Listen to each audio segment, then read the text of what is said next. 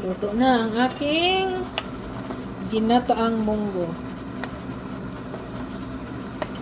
Guys, hindi ko na sila hintayin. Gutom na ako eh. Iinom pa ako ng gamot. Mamaya.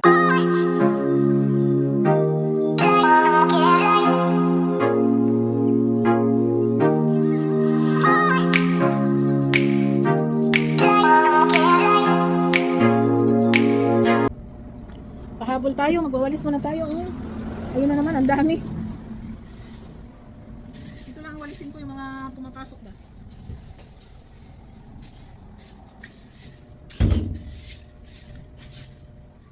Huwag ko mo nang walisin lahat kasi ganun din naman eh. Marami pang dahon hindi na nalalaglag. So, yung dito lang sa harap ang tatanggalin ko.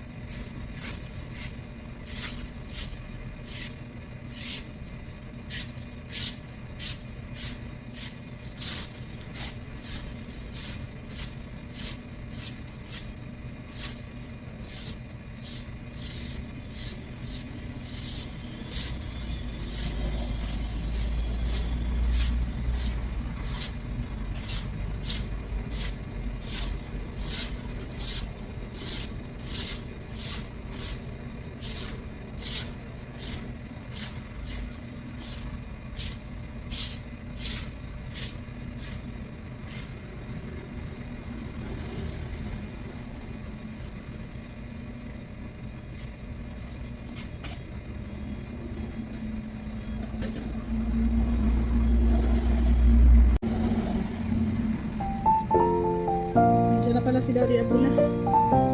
Tuloy-tuloy na yung trabaho natin.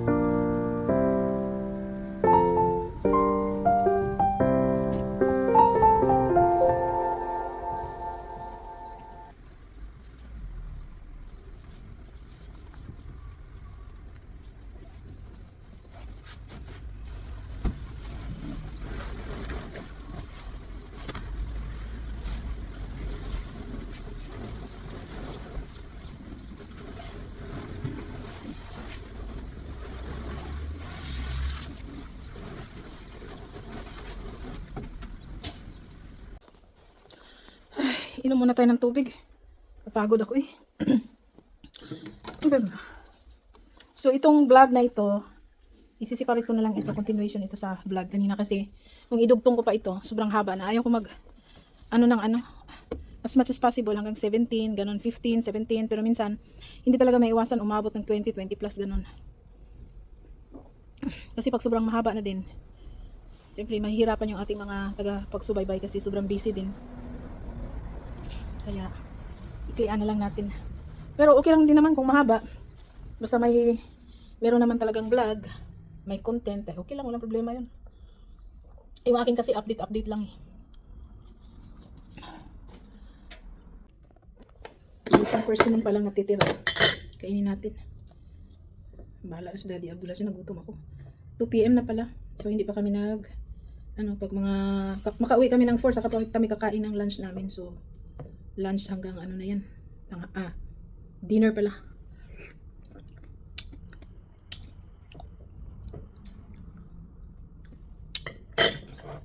Kain po tayo. Tuyo yung lalamunan kasi may tinitake kasi akong gamot. Malamig siya kasi galing sa ref.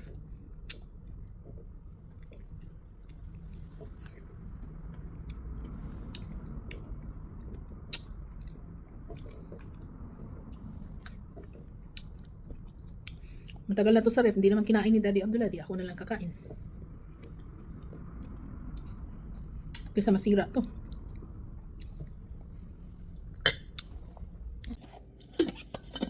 Hi guys! Nakauwi na tayo. So magluto ako ng munggo, kaya lang hindi kompleto yung ricados. Kung ano lang nandi dito kasi gusto kong kumain ng gulay. Parang lumalala yung ubo natin. Galing na ako sa clinic kahapon pero wala pa din. Nag-change kasi ako ng clinic. Baka hindi ako hiyang sa gamot dun.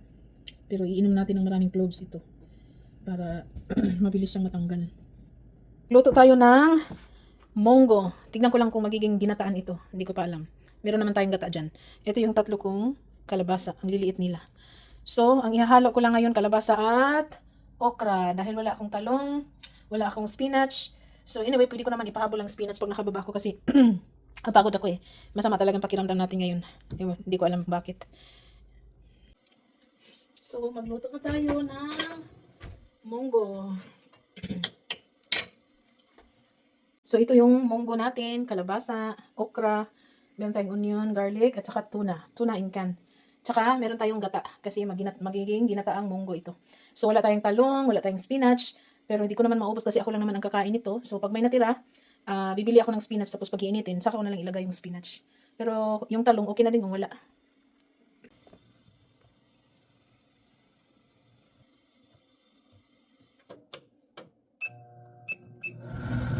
Mainit na pala yung natin. Kunain natin yung garlic para bago.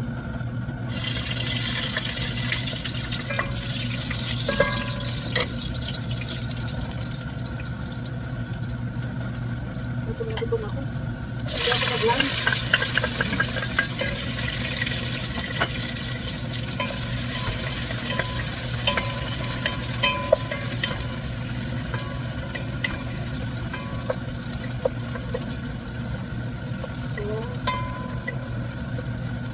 Naghahanap talaga ng gulay yung ating. Nag-crave talaga tayo ng gulay kahit pa paano. Luto na ang aking ginataang munggo. Pag nakababa ako mamaya o di kaya bukas, bibili ako ng spinach. Bukas ko na lang din lagyan ng spinach ito. At saka talong. Ibang klaseng luto ito.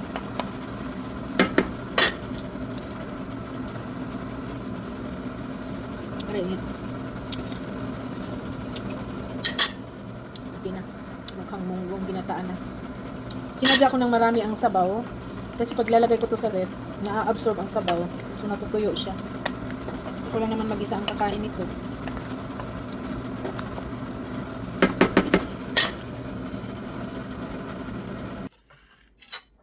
So, kain na tayo guys.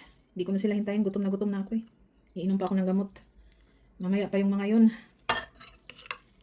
Bismillahirrahmanirrahim.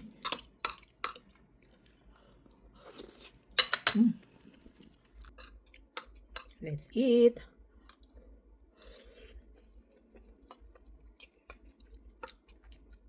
Masarap din naman. Ang halo ko sa munggo ay tuna in can lang.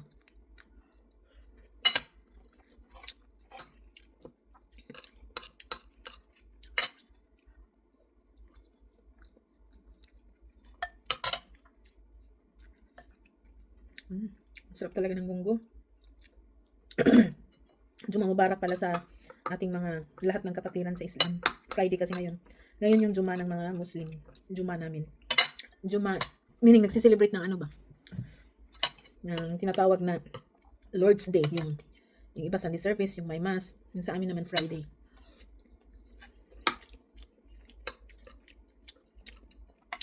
And happy and blessed Friday na din sa inyong lahat. Inakyat ko yung paa ko. Yung dalawang paa ko talaga.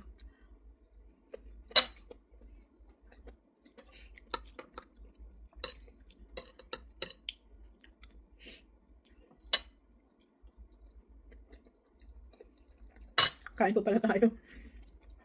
Nakalimutan kong mag-alok. Masarapan. So, kain muna ako guys ha. So, pagkatapos natin kumain, pahinga ng kunti. Tapos lumabas ako kasi kukunin ko yung pinaputulan kong pantalon ni MJ. Hanggang 8 PM pa naman sila. So, magsi 6 o'clock pa lang pero gabi na. Ayan o. So, at least walking din.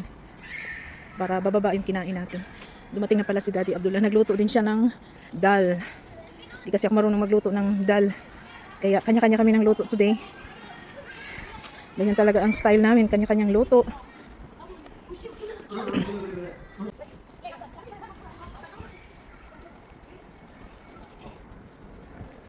Yan, may maliit na gym dyan. Pero gym. Kaya lang, puro mga young, mga youth ang nandiyan dyan.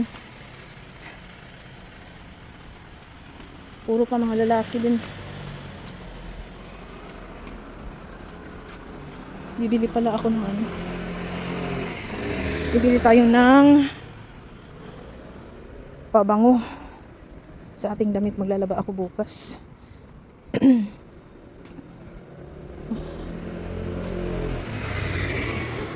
Dito may maliit na ano. E-Mart 24. Pasok tayo dito. Ito na yung nabili natin. Bit-bitin.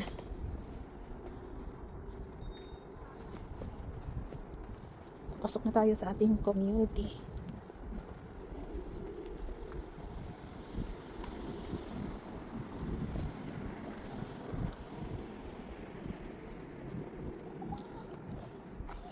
Shortcut. Ayan ba yan? Teka lang.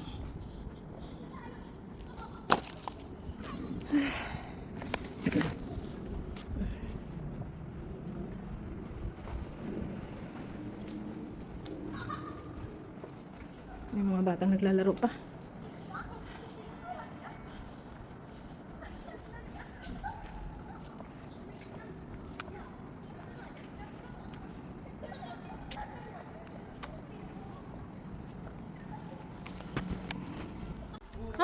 Ang yuti-yuti. Ang yuti ni mami. Ay, maldita.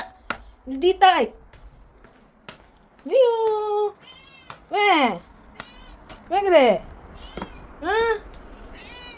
Okay, maglilinis. Tuwing gabi ko sila nililinisan kasi. Yung doon naman sa mini warehouse, 3. Sa umaga, sila gabi. Come here, Yuyo. Ha? Nanghingi to ng treats. Hoy, anong ginagawa mo dyan? Baba. Yuyo. Si Yuyo ang sweet sa akin. Si Yush ang sweet sa ni kay Daddy Abdullah. Ito ayaw kay Daddy Abdullah, baliktad.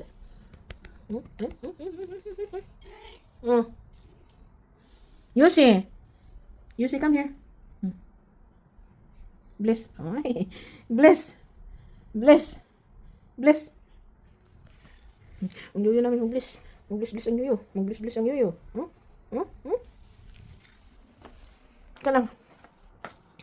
So, ininit ko yung ano natin, cloves and ginger tea with cinnamon. Iinom tayo niyan kasi para mabilis ang paggaling natin. We have Jeju Citrus Mandarin. Napakatamis niya. Yan. Isang carton yan. At saka, bumili din tayo ng tomato.